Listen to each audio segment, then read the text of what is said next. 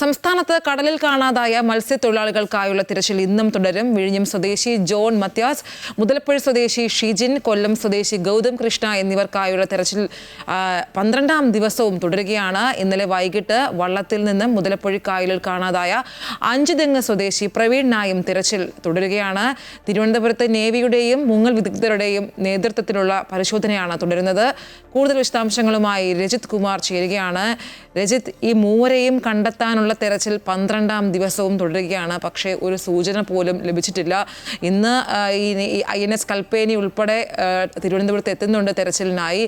എന്താണ് മറ്റു വിശദാംശങ്ങൾ? മുതലപ്പുഴയിൽ കാണാതായ ഷിജിന് വേണ്ടിയുള്ള തെരച്ചിലിന്റെ ഭാഗമായാണ് ആ കപ്പൽ ഇന്ന് ഇവിടേക്ക് എത്തുന്നത്, മുതലപ്പുഴയിലേക്ക് എത്തുന്നത്. ആ ഭാഗങ്ങളിലൊക്കെ കപ്പലിൽ നിന്നുള്ള നേവിയുടെ ഉദ്യോഗസ്ഥർ ഉൾപ്പെടെയുള്ളവർ, ഒപ്പം മുങ്ങൽ വിദഗ്ധരും ഉൾപ്പെടെയുള്ളവർ പരിശോധനകൾ നടത്തുമെന്നാണ് ഇപ്പോൾ അറിയിച്ചിട്ടുള്ളത്. ഇന്നത്തെ വൈകിട്ടോടുകൂടി എത്തുമെന്നാണ് അറിയിച്ചിരുന്നെങ്കിലും കപ്പൽ ഇന്ന് എത്തും എന്ന നിർദ്ദേശമാണ് ഇതിനോടകം തന്നെ ലഭിച്ചിട്ടുള്ളത്. എന്തുതന്നെയായാലും 3 പേർക്ക് ഗൗതം കൊല്ലത്ത് നീണ്ടകരയിൽ ഗൗതം കൃഷ്ണയ്ക്കും അതുപോലെ തന്നെ ജോൺ മത്യാസിനും വിഴിഞ്ഞത്ത് ജോൺ മത്യാസിനും വേണ്ടിയുള്ള തിരച്ചിലും തുടരുന്നുണ്ട്. നേവിയുടെയും അതുപോലെ തന്നെ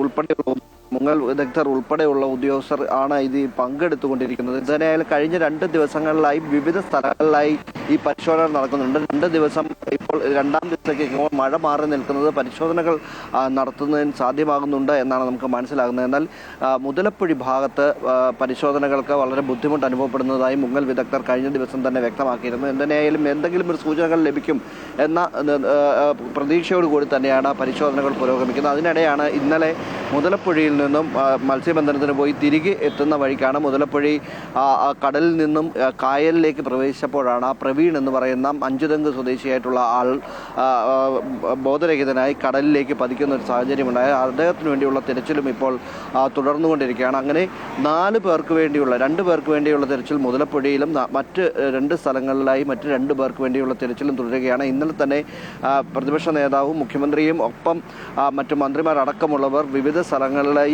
ഇതുപോലെ കടലിൽ അകപ്പെട്ടു പോയവരുടെ വീടുകളിലെത്തി സന്ദർശനം നടത്തുകയും അവർക്ക് ആശ്വാസം പറയുകയും ചെയ്തിരുന്നു. എന്തുതന്നെയായാലും എല്ലാവിധ സഹകരണങ്ങളും സർക്കാരിൻ്റെ ഭാഗത്തു നിന്നും ഉണ്ടാകുമെന്ന് ഉറപ്പ് ഇന്നലെ മുഖ്യമന്ത്രി നൽകി. ഒപ്പം തന്നെ പ്രതിപക്ഷ നേതാവ് പിണറായി വിജയനും ഇന്നലെ വീടുകളിൽ സന്ദർശനം നടത്തിയിരുന്നു. അദ്ദേഹവും പറഞ്ഞത് സർക്കാർ ചെയ്യേണ്ട കാര്യങ്ങൾ കൃത്യമായി ചെയ്യണം. കടുത്ത വിമർശനമാണ് അദ്ദേഹത്തിൻ്റെ ഭാഗത്തു നിന്നുണ്ടായത്. എന്തുതന്നെയായാലും വീട്ടുകാർ ഇവരുടെ ബന്ധുക്കൾ നൽകിയിട്ടുള്ള നിർദ്ദേശങ്ങൾ അത് മുഖ്യമന്ത്രിയെ കൃത്യമായി അറിയിക്കുമെന്ന കാര്യം അദ്ദേഹം വ്യക്തമാക്കി. എന്തുതന്നെയാലും ഈ 4 പേർക്കായുള്ള തെരച്ചിലാണ് ഇപ്പോൾ സംസ്ഥാനത്ത് തുടരുന്നത്.